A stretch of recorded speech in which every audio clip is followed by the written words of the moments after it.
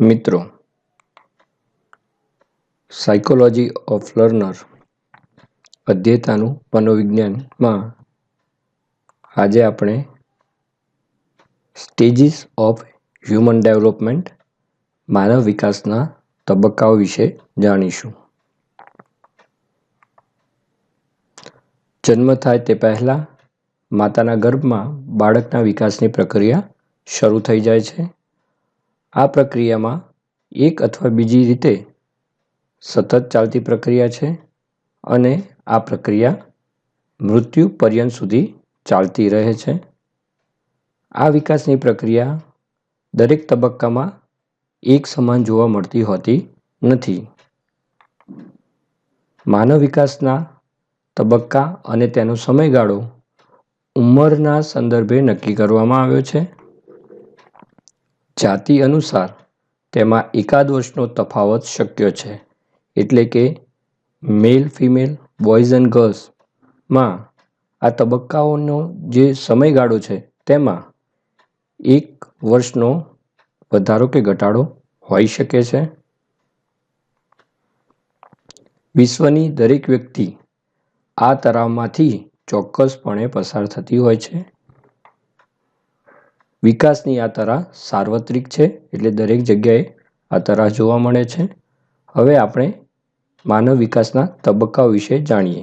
અહીંયા એક ઇમેજ બતાવવામાં આવી છે, જેમાં જન્મથી લઈ અને માનવના વિકાસના જુદા જુદા તબક્કાઓ, વૃદ્ધાવસ્થાઓ સુધીના તબક્કાઓ બતાવવામાં આવ્યા છે. હવે આપણે માનવ વિકાસના તબક્કાઓ અને તેનો સમયગાળા વિશે જાણકારી મેળવીએ. પ્રથમ તબક્કો છે ગર્ભાવસ્થા, જેનો સમયગાળો છે 0 થી 9 મહિના. આ સમયગાળા દરમિયાન બાળકનો વિકાસ જુદા જુદા સમયમાં દર્શાવેલ ઇમેજ પ્રમાણે થતો હોય છે. ત્યારબાદ શિશુ અવસ્થા, શૈશવ અવસ્થા કે ચાઇલ્ડહુડ, જેનો સમયગાળો છે જન્મથી 5 કે 6 વર્ષ. આ 5 કે 6 વર્ષમાં જન્મથી 2 અઠવાડિયા નિયોનેટ એટલે કે બચ્ચું, 2 વર્ષ સુધી ઇન્ફાન્ટ શિશુ, 2 થી 5 કે 6 વર્ષ સુધી બાળક ચાઇલ્ડ.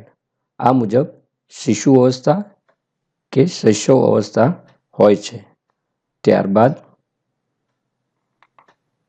કિશોરાવસ્થા, ઉત્તર શૈશવકાળ લેટ ચાઇલ્ડહુડ, જેનો સમયગાળો હોય છે 6 થી 11 વર્ષ. ત્યારબાદ છે તરુણાવસ્થા, જેમાં 12 થી 14 વર્ષ સુધી પૂર્વ તરુણાવસ્થા અને 15 થી 18 વર્ષ સુધી મુખ્ય તરુણાવસ્થા હોય છે. ત્યારબાદ યુવા અવસ્થા, જેનો સમયગાળો હોય છે 19 થી 24 વર્ષ.